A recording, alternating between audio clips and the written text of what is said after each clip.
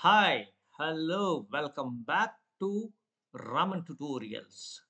ಸ್ನೇಹಿತರೆ, ಈ ದಿನ ಭಾರತ ನಮ್ಮ ಹೆಮ್ಮೆ ಈ ಅಧ್ಯಾಯದಲ್ಲಿ ಭಾರತ ಈ ಹೆಸರು ಹೇಗೆ ಬಂತು, ಭಾರತ ವಿಶ್ವಕ್ಕೆ ನೀಡಿದಂಥ ಕೊಡುಗೆಗಳು ಏನು ಅನ್ನೋದ್ರ ಬಗ್ಗೆ ಸಂಕ್ಷಿಪ್ತವಾಗಿ ಆ ಅಧ್ಯಾಯದ ಮೇಲೆ ನಿಮಗೆ ಮೈಂಡ್ ಮ್ಯಾಪ್ ಮೂಲಕ ಹೇಳೋ ಪ್ರಯತ್ನ ಮಾಡ್ತೀನಿ. ವಿಡಿಯೋ ಇಷ್ಟ ಆದರೆ ಒಂದು ಲೈಕನ್ನು ಮಾಡಿ, ಹಾಗೆ ಕಾಮೆಂಟ್ ಸೆಕ್ಷನಲ್ಲಿ ತಿಳಿಸಿದರೆ ಎಲ್ಲ ಅಧ್ಯಾಯಗಳ ಮೇಲೆ ಈ ರೀತಿ ಮೈಂಡ್ ಮ್ಯಾಪ್ ನಾನು ನಿಮಗೆ ಮಾಡಿ ಹೇಳ್ತೇನೆ. ಹಾಗಾದ್ರೆ ಮೊಟ್ಟ ಮೊದಲನಾಗಿ ನೋಡೋಣ. ಈ ಭರತ ವರ್ಷ ಏನಿದೆ ಇದಕ್ಕೆ ಹಲವಾರು ಹೆಸರುಗಳಿದೆ. ಏನೆಲ್ಲ ಹೆಸರುಗಳಿದೆ ಅಂದ್ರೆ, ನಾವು ಭಾರತವನ್ನ ಏನಂತ ಕರಿತೀವಿ? ಭರತ ಖಂಡ, ಜಂಬೂ ದ್ವೀಪ, ಹಿಂದೂಸ್ತಾನ ಮತ್ತು ಇಂಡಿಯಾ ಅನ್ನುವಂಥ ಹೆಸರುಗಳಿಂದ ಕರೆಯಲ್ಪಡುತ್ತೆ. ಹಾಗಾದ್ರೆ ಈ ಹೆಸರುಗಳು ಹೇಗೆ ಬಂದವು ಅನ್ನೋದನ್ನ ನೋಡೋದಾದ್ರೆ, ನೋಡಿ, ಈ ಹೆಸರುಗಳ ಉಗಮ ಆಗೋದಕ್ಕೆ ಮುಖ್ಯ ಕಾರಣಗಳಿದೆ. ಮೊಟ್ಟ ಮೊದಲನೇದಾಗಿ ನಾವು ಭರತ ವರ್ಷ ಅಂತ ಕರಿತೀವಿ. ಈ ಭರತ ವರ್ಷ ಹೇಗೆ ಬಂತು ಅಂದ್ರೆ, ಪುರಾಣಗಳ ಪ್ರಕಾರ ಹೇಳಲಾಗುತ್ತೆ, ಈ ಭರತ ವರ್ಷ ಈ ಹೆಸರು ಬರೋದಕ್ಕೆ ಪ್ರಥಮ ತೀರ್ಥಂಕರ, ಜೈನ ತೀರ್ಥಂಕರನಾದಂಥ ಋಷಭನಾಥನ ಹಿರಿಯ ಮಗ ಭರತ ಅನ್ನುವಂತಹ ಅರಸು ಈ ಭರತ ಭೂಮಿಯನ್ನ ಆಳಿದಕ್ಕಾಗಿ ಭರತ ವರ್ಷ ಅಂತ ಹೆಸರು ಬಂದಿದೆ. ಹಾಗಾದ್ರೆ ಹಿಂದೂ ಅನ್ನುವಂಥ ಪದ ಹೇಗೆ ಬಂದಿದೆ ಅನ್ನುವಂಥ ಪ್ರಶ್ನೆ.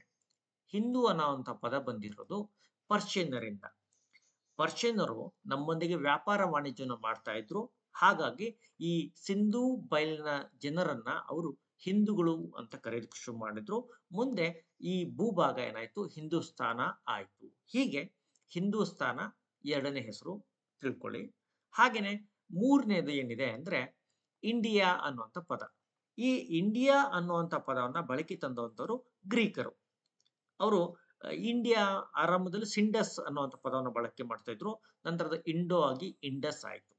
ಮುಂದೆ ಬ್ರಿಟಿಷರು ಭಾರತ ಈ ಭರತ ಭೂಮಿಯನ್ನ ಆಳುವಾಗ ಇಂಡಿಯಾ ಅನ್ನುವಂಥ ಪದವನ್ನ ಅವರು ಕರೆಯೋದಕ್ಕೆ ಶುರು ಮಾಡಿದ್ರು.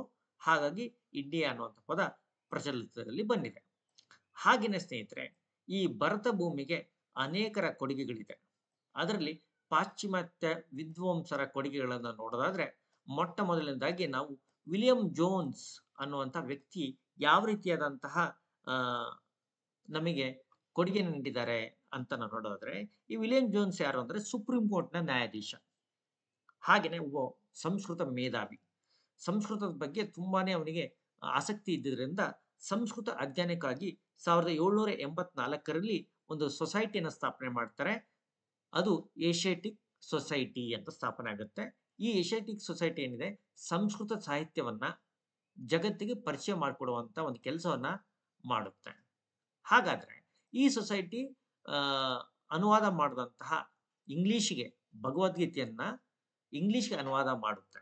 ಈ ರೀತಿ ಇಂಗ್ಲಿಷ್ಗೆ ಅನುವಾದ ಮಾಡಿಕೊಂಡಂತಹ ಮೊದಲ ಇದು ಕೃತಿ ಇದಾಗುತ್ತೆ. ಅಂದ್ರೆ ಭಗವದ್ಗೀತೆ ಇಂಗ್ಲಿಷ್ ಭಾಷಾಂತರವನ್ನ ಪ್ರಕಟಿಸ್ತಾರೆ. ಈ ಮೂಲಕ ಸಂಸ್ಕೃತದಿಂದ ಇಂಗ್ಲಿಷ್ಗೆ ತರ್ಜುಮೆಗೊಂಡಂತಹ ಮೊಟ್ಟ ಮೊದಲ ಕೃತಿ ಭಗವದ್ಗೀತೆ ಆಗತ್ತೆ. ನಂತರ ಈ ಶಕುಂತಲ ನಾಟಕವನ್ನು ಕೂಡ ಏನ್ ಮಾಡ್ತಾರೆ, ವಿಲಿಯಂ ಜೋನ್ಸ್ ಸಂಸ್ಕೃತ ಕೃತಿಯನ್ನ ಅದನ್ನ ಏನ್ ಮಾಡ್ತಾರೆ, ಭಾಷಾಂತರ ಮಾಡಿಸ್ತಾರೆ. ಮುಂದೆ ಫ್ರೆಂಚರು, ಜರ್ಮನ್ರು, ವಿದ್ವಾಂಸರು ಈ ಪರಂಪರೆಯನ್ನ ಮುಂದುವರಿಸ್ತಾ ಹೋಗ್ತಾರೆ. ಇನ್ನೊಂದು ನೆನಪಿರಲಿ, 1832ರಲ್ಲಿ ಈ ಸಂಸ್ಥೆನ ಏಷ್ಯಾಟಿಕ್ ಸೊಸೈಟಿ ಆಫ್ ಬೆಂಗಾಲ್ ಅಂತ, ಈ ಏಷ್ಯಾಟಿಕ್ ಸೊಸೈಟಿ ಅನ್ನ ಏನ್ ಮಾಡ್ತಾರೆ, ಏಷ್ಯಾಟಿಕ್ ಸೊಸೈಟಿ ಆಫ್ ಬೆಂಗಾಲ್ ಅಂತ 1832ರಲ್ಲಿ ಅದನ್ನ ಮರುನಾಮಕರಣ ಮಾಡಲಾಗುತ್ತೆ. ಇದು ಕೊಡುಗೆಗಳಲ್ಲಿ ಬರುತ್ತೆ. ಹಾಗೇನೆ ಈ ಭರತ ಭೂಮಿಯಲ್ಲಿ ಕೆಲವು ಪ್ರದೇಶಗಳು ಹೆಸರುಗಳು ಬದಲಾಗಿದೆ. ಆರಂಭದಲ್ಲಿ ಮಗಧ ಅಂತ ಕರಿತಾ ಇದ್ರು. ಈಗಿನ ಬಿಹಾರ ಮೊದಲು ಅದನ್ನು ಮಗಧ ಅಂತ ಕರಿತಿದ್ರು.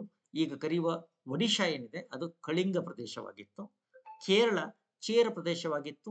ಈಗಿನ ನಮ್ಮ ರಾಜಧಾನಿ ದೆಹಲಿ ಮೊದಲನೇದಾಗಿ ಅದನ್ನು ಇಂದ್ರಪ್ರಸ್ಥ ಅಂತ ಕರಿತಾ ಇದ್ರು.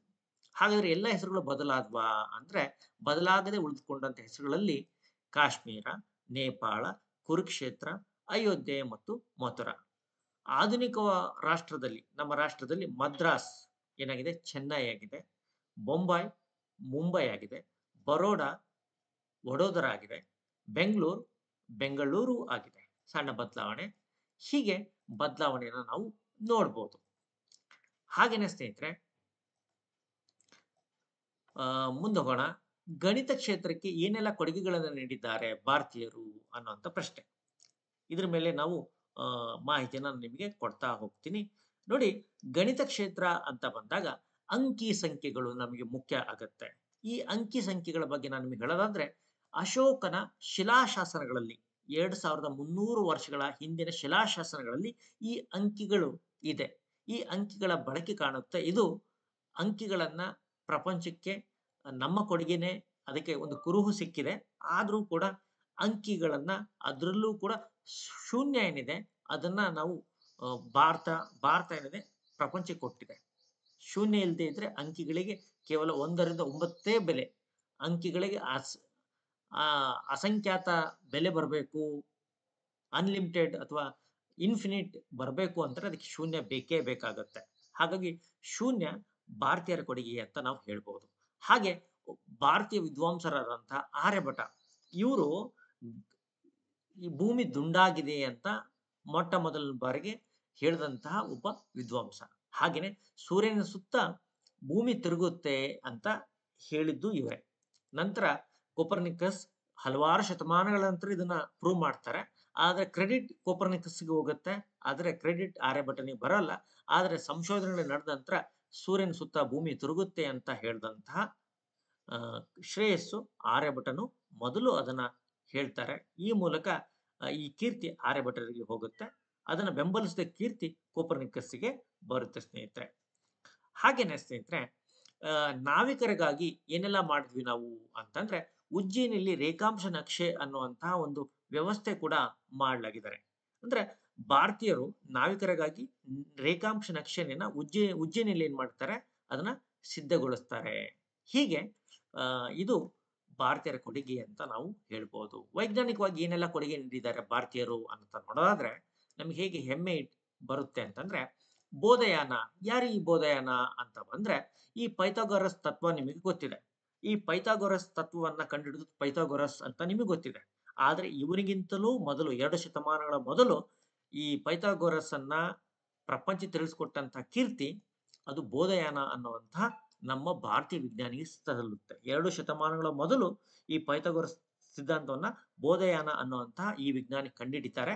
ಆದ್ರೆ ಇದರ ಕೀರ್ತಿ ಮಾತ್ರ ಬೋಧಯಾನಿಗೆ ಸಿಗೋ ಬದಲಿ ಪೈಥಾಗೊರಸ್ಗೆ ಸಿಗುತ್ತೆ. ಹಾಗೇನೆ ಕಣದ ಅನ್ನುವಂತಹ ಮತ್ತೊಬ್ಬ ವಿಜ್ಞಾನಿ ಅಣು ಸಿದ್ಧಾಂತವನ್ನ ಪ್ರತಿಪಾದನೆ ಮಾಡ್ತಾರೆ. 2000 ವರ್ಷಗಳ ಇತಿಹಾಸ ಇದೆ. ಹೇಳ್ತಾರೆ, ನಾವು ಅಣು ಪ್ರತಿಪಾದನೆ ನಾವು ಅಣುಬಾಂಬನ್ನ ತಯಾರು ಮಾಡಿದಾಗ ಪ್ರಪಂಚದಾಗೆ ಎಲ್ಲ ಏನಂತಾರೆ, ಭಾರತದ ಮೇಲೆ ಸ್ಯಾಂಕ್ಷನ್ಸ್ ಎಲ್ಲ ಬರುತ್ತೆ. ಆದ್ರೆ ಅಣು ಸಿದ್ಧಾಂತವನ್ನ ಪ್ರತಿಪಾದನೆ ಮಾಡಿದಂತ ಕೀರ್ತಿ ಭಾರತೀಯರು ಸಲ್ಲಬೇಕು.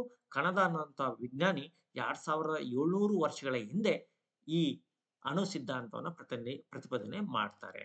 ಹಾಗೆ ಉಕ್ಕು ತಯಾರಿಕೆಗೆ ಪ್ರಾಚೀನ ಕಾಲದಿಂದಲೂ ಕೂಡ ಉಕ್ಕು ತಯಾರಿಕೆಯಲ್ಲಿ ಭಾರತ ಎತ್ತಿದ ಕೈ. ಅದರಲ್ಲೂ ಕೂಡ ಗುಜರಾತ್ನ ಸೂರತ್ ಏನಿದೆ, ಆ ಸೂರತ್ ಈ ಉಕ್ಕು ತಯಾರಿಕೆಯಲ್ಲಿ ಹೆಚ್ಚಿನ ಪ್ರಮಾಣದಲ್ಲಿ ಪಾಲ್ಗೊಂಡಿತ್ತು. ಅದು ಪ್ರಾಚೀನ ಕಾಲದಿಂದಲೂ ನಡೆದು ಬಂದಿದೆ ಅನ್ನುವಂಥದ್ದು ಒಂದು ವಿಶಿಷ್ಟ. ಇವೆಲ್ಲ ವಿಚಾರಗಳು ನಿಮಗೆ ತಿಳಿಯುತ್ತೆ. ಹಾಗೇನೆ ಈ ಭಾರತೀಯರು ಮುಂಗಾರು ಮಾರುತಗಳನ್ನ ಅವ್ರು ಏನ್ ಮಾಡ್ತಾರೆ, ಗುರುತಿಸ್ತಾರೆ. ಈ ಮೂಲಕ ಪ್ರಪಂಚದಲ್ಲಿ ನೌಕಾಯಾನ ಮಾಡೋದಕ್ಕೆ ಅನುವು ಮಾಡಿಕೊಡ್ತಾರೆ. ಹಾಗೇನೆ ನೌಕಾ ನಿರ್ಮಾಣದ ಬಗ್ಗೆ ನಾನು ಆಗ್ಲೇ ಹೇಳಿದ್ದೀನಿ. ನೌಕಾ ನಿರ್ಮಾಣದಲ್ಲೂ ಕೂಡ ಭಾರತೀಯರು ಪ್ರಥಮ. ಅದರಲ್ಲೂ ಕೂಡ ಗುಜರಾತ್ನ ಸೂರತ್ನಲ್ಲಿ ಅತಿ ದೊಡ್ಡ ನೌಕಾ ನಿರ್ಮಾಣ ಕೇಂದ್ರ ಇತ್ತು ಅನ್ನೋದು ಕೂಡ ವಿಶಿಷ್ಟ.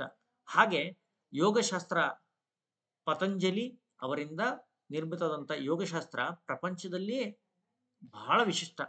ಅದನ್ನ ಸಂಸ್ಕೃತನ ಪ್ರಪಂಚಕ್ಕೆ ಕೊಟ್ಟಂತ ಕೊಡುಗೆ ಭಾರತೀಯರಿಗೆ ಸಲ್ಲುತ್ತೆ ಸ್ನೇಹಿತರೆ. ಹಾಗೇನೆ ಇದರ ಮುಂದುವರೆದ ಭಾಗವಾಗಿ ಬೌದ್ಧ ಧರ್ಮ ಪ್ರಸಾರ ಹೇಗಾಯಿತು ಅನ್ನೋದನ್ನು ಕೂಡ ನಾನು ಮುಂದಿನ ಅಂಶದಲ್ಲಿ ಹೇಳ್ತೇನೆ. ಈ ಲೆಸನ್ ಹೇಗಿತ್ತು ಅಂತ ತಿಳಿಸಿ, ಹಾಗೆ ಇವತ್ತು ರಾತ್ರಿ ತರಗತಿಯಲ್ಲಿ 8 ಗಂಟೆ ತರಗತಿಯಲ್ಲಿ ಇದರ ಮೇಲೆ ಪ್ರಶ್ನೋತ್ತರಗಳು ಈ ಅಧ್ಯಾಯದ ಮೇಲೆ, ಹಾಗೆ ಕಂಪ್ಲೀಟ್ ಕಾನ್ಸೆಪ್ಟ್ ಅನ್ನ ನಾನು ನಿಮ್ಗೆ ಹೇಳ್ತೀನಿ. ಇದರ ನೋಟ್ಸು ಕೂಡ ನಿಮಗೆ ಲಭ್ಯ ಆಗುತ್ತೆ. Thank you so much.